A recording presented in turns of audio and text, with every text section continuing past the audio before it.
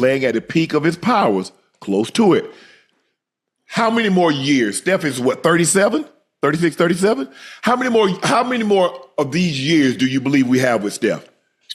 Joe? I think Steph can play into his 40s. Now, what type of basketball are we talking about? I think I don't want to see him as the focal point. Maybe go team up with some guys that can take some pressure off of him. But if he's not the main guy to where you have to focus on, oh yeah, I think he can play well into his 40s, Uncle Ocho, because he a shoot. Right. I think the problem gonna be is having to guard these little dudes that's coming into the NBA or that's ready here. You know, as you age, it get tougher and tougher to stay. Difficult to keep up with them puppies. So and you heard G.G. Jackson say on the scouting report, "Oh, he got a pigeon. Yeah.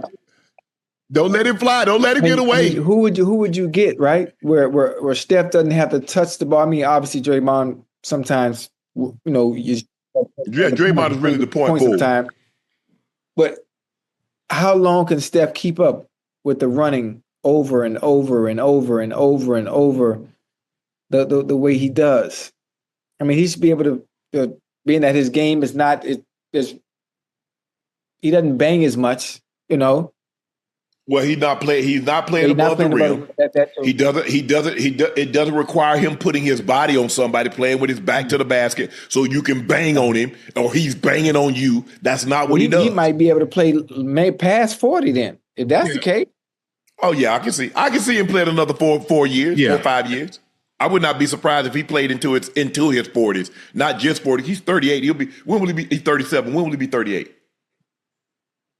Probably this year. Yeah. Hey. You think he'll finish off in? Oh, he just turned 37. He'll finish his career. Do what, Ocho? In Golden State. You think he'll go somewhere else or finish his career in Golden State? I think he's gonna be a Kobe. I think he's gonna fit in one. It's a Dirk. Dirk put all 20 there. Kobe spent all 20 there. I don't know. Hey. It all depends. It all depends on how much. It's not like Golden State is not going to try to surround him with talent because we know that they've gone out and got Kevin Durant. We see them go out and get Jimmy Butler. So Gruber and Latham, they don't have a problem. They've been in the luxury tax. They've been in the repeater. And so they'll do whatever it takes in order to win a championship. The question is, if and when Steph will ever feel that he doesn't have a legitimate chance of winning a championship in Golden State, then will he be willing to say, you know what, I need to move on, or does he just walk away? Well, at what point will Steph feel how Giannis feels in Milwaukee right now? But if he has owners that's willing to do what's necessary to continue to put the pieces around him to make sure you have a chance at contending each year, then he probably can finish his career there in Golden State. They got some pieces. I mean, think about it. They got Kuminga. They got Moody. They got some draft capital. I don't know if they have the same because they had to trade some of it to get Jimmy Butler. They maybe gave up a first-round pick and Wiggins to get Butler. But you still got Kuminga. You got Moody. Yeah, I think Steph. I think he'll probably stick around. I think they're gonna use some of those young guys they got as some good trade bait and go over there and try to bring in some more help to help that veteran group because you just signed Jimmy to a 2-year deal. It was a nice, healthy one. And, you got him, you got Jimmy, Draymond, Steph. Yeah, if you could add probably some form of veteran help to some degree, I think they can still make another run at it. But for the most part, I don't know, man. I can see him playing somewhere else. How many more peak years you think he got? You think he can still play he can play at the level that he's playing at until his 40s, or do we start to see some of that dissipate? Oh man, it definitely wouldn't be the shot that dissipates. Well, as you get older, what is the first thing that goes? Your legs. Yeah, that's really. So how will he be able to continue to run at that pace? Create the separation. Because they still going to screen hell at you. Hey, look, and he been doing a lot of running for these past few years, man. So it's gonna catch up with you at some point. Look, that hamstring, hey, it let him know. You know, Father Time is undefeated, but I think he definitely still has, at least 3 to 4 more years left of good basketball in him. I just don't want to see all the pressure on him. You know what I mean? Like he needs some help. Yeah.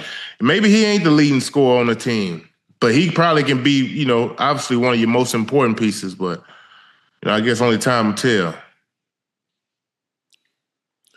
Joe, where do you have Steph ranked all time? Top 5, top 10? As far as guards, or you just saying players? As far as overall.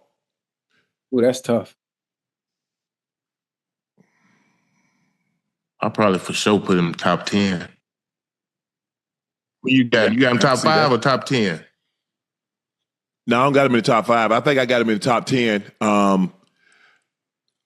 Bron, Jordan, Kareem, Kobe, Magic, Wilt for me. Whoa. And then that's my top 5. 10. Oh, whew. Kobe. Did you say Duncan? Duncan. Whew. I might put Duncan at 6, Kobe at 7. But either way, just before this, we're talking about top 10. Kobe, Duncan, definitely in the top 10 for me.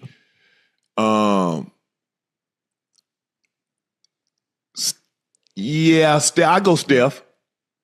Steph, Bird, Shaq. Okay, I can see that because Steph he has changed the game. He's iconic. Yes. He got these young dudes shooting from half court, one step cross half. Now he wasn't doing that. They wasn't doing that when I came out. When I came out of school in 2000, things been a lot different. So I definitely give him that, man. He changed the game, the way we play the game. Obviously, playing with the Warriors, playing that small ball, he has put his mark on the game for sure. Yeah. I mean, theoretically, you could make a case that Duncan is the top 5. I think Kareem and Duncan are the most underappreciated players, great players, and I think it's because they're big. Because, first of all, Kareem was surly. And he changed his name when it was very unpopular. You have to realize what was going on in the 60s and the 70s. So he wasn't the most popular player. Tim Duncan didn't say anything.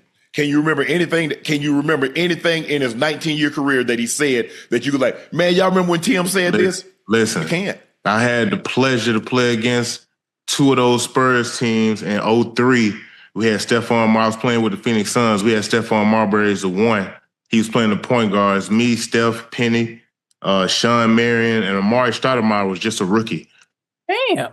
Yeah, he was just a loaded. What? We was an AC Uncle Ocho. We played against the Spurs, who was a 1